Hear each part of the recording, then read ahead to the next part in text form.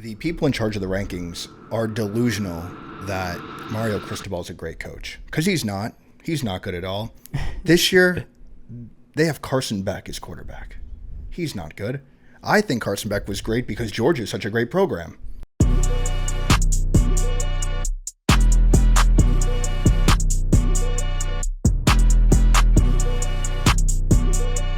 Today we have a special guest, Steven Polzotto. We were just looking at these college football rankings here, one of the first preseason polls. Some self-explanatory teams in the right track, I guess you could say, on this list, but man, there's some weird ones. Yeah, definitely agree.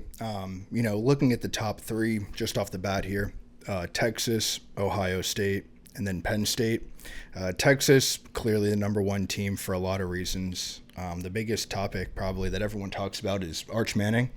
Saw him a little bit last year, a lot of run plays, strong, aggressive, but really haven't seen him play a bunch of real teams. I know last year he played when Ewers was injured, but it was usually versus teams either unranked or I think probably an FBS team was probably in there. Yeah, I mean, a lot of his experience, you're right, a lot of his experience comes late in games, kind of when Quinn Ewers was out. I think he started a couple, but yeah, I think you're right. He didn't really play against some tough competition, but his first game of the year will be probably against the number 2 on this list. The toughest team that they might play this year is Ohio State, so he's going to get tested right off the bat here. We'll be able to see what he's all about, so that's always fun, especially week one.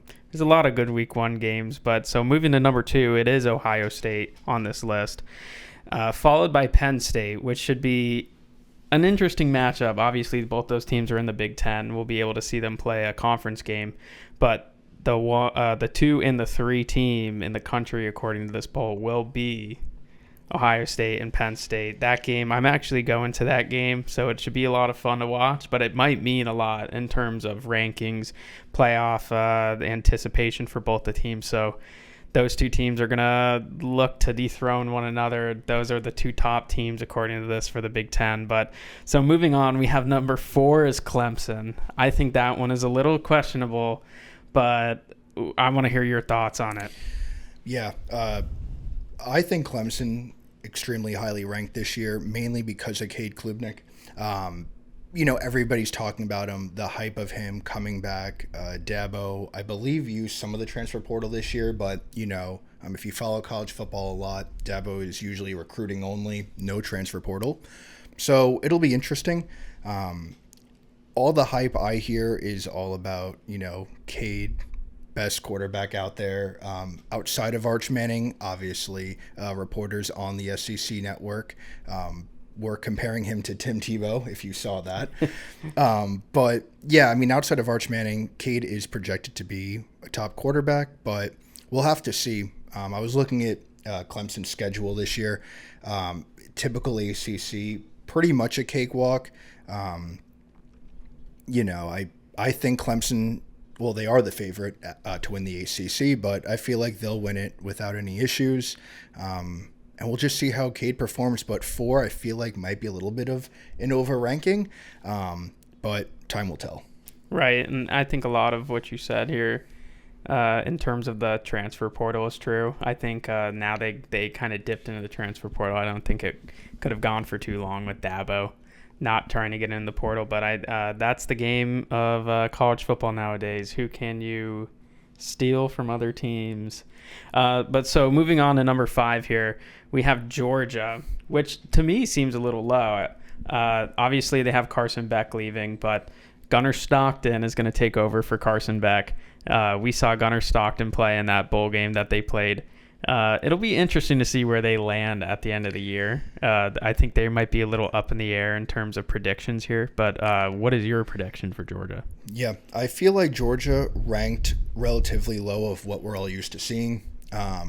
I feel like 5 is an appropriate rank at the moment. They're definitely going to be, Texas will be the favorite for the SEC, but we saw it last year. Georgia beat them twice, right? They beat them once in the regular season, and then they beat them in the SEC championship game when Carson Beck went down, and Gunner took control and won. So we'll have to see how Georgia plays this year.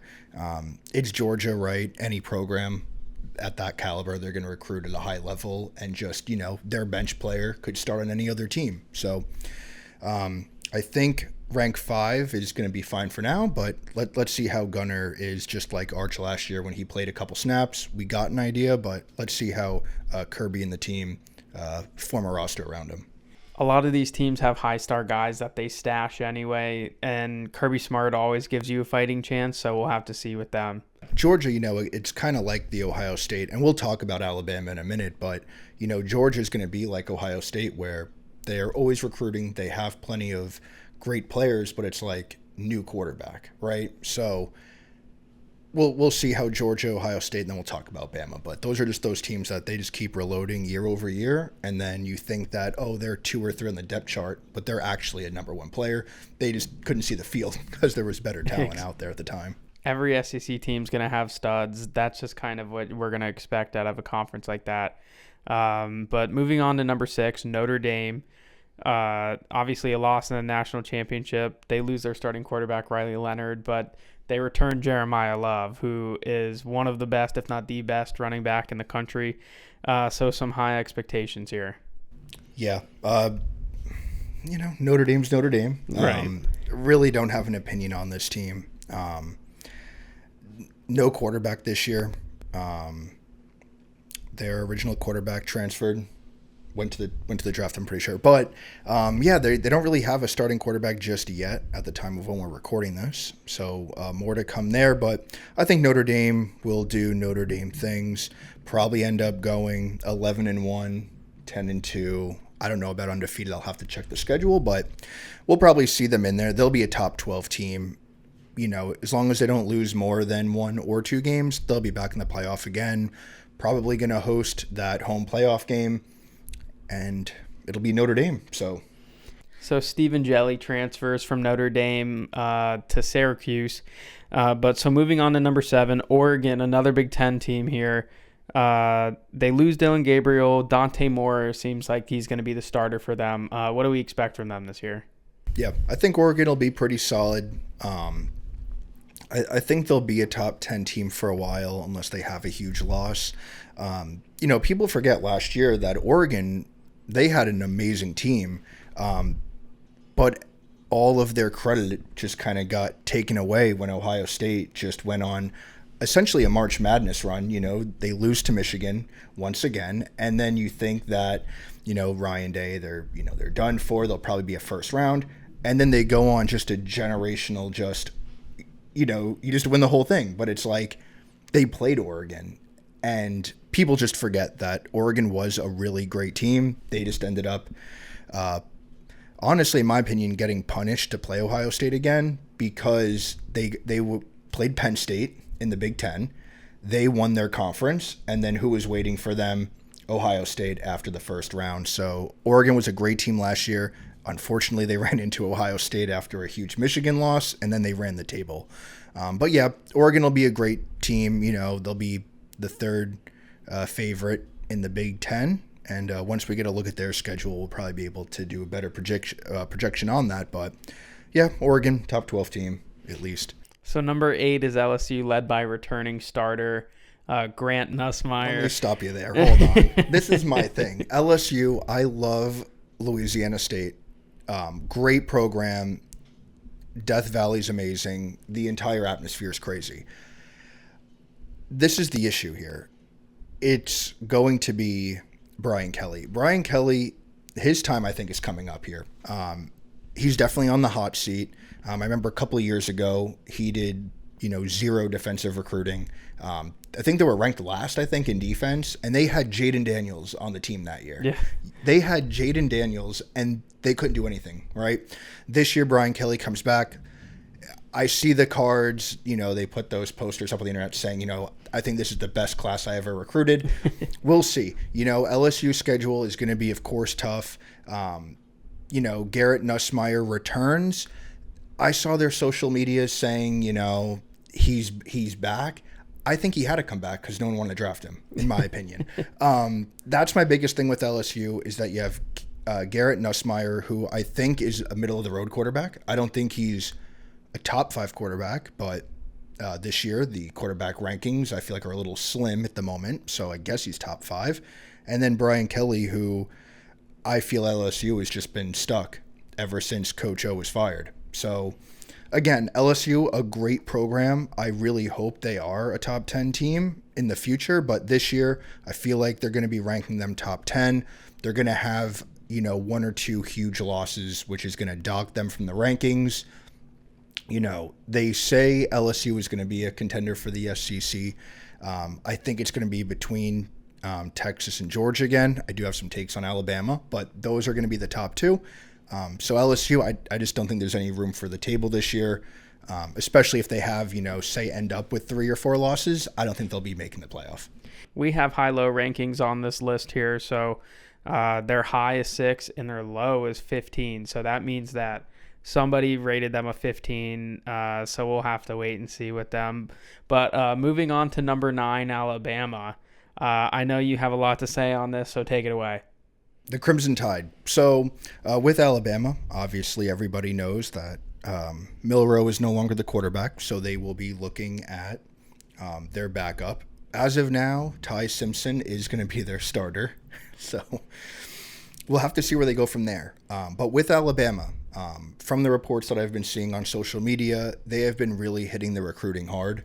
So this year, I think they're going to be a solid team. I think they'll be a top 10 team, and I do think they will be making the playoffs. I think they're going to have a real run at an SEC championship. I do believe they'll be able to play in that championship game as well. So I think Alabama's going to have a really strong team. They have, of course, that freshman or now sophomore receiver Williams, who is going to be, lights out as always. I feel like if they figure out the quarterback situation, they'll be a pretty solid team, but I'll be circling them next year because they're pulling in a lot of 2026 recruits. So DeBoer, he's great at recruiting. He's pulling them in, but let's see this year. I know Alabama fans are used to winning all the time, so I think missing the playoffs again this year is going to be a real, hot seat, if you will, because they're so used to just always being in contention.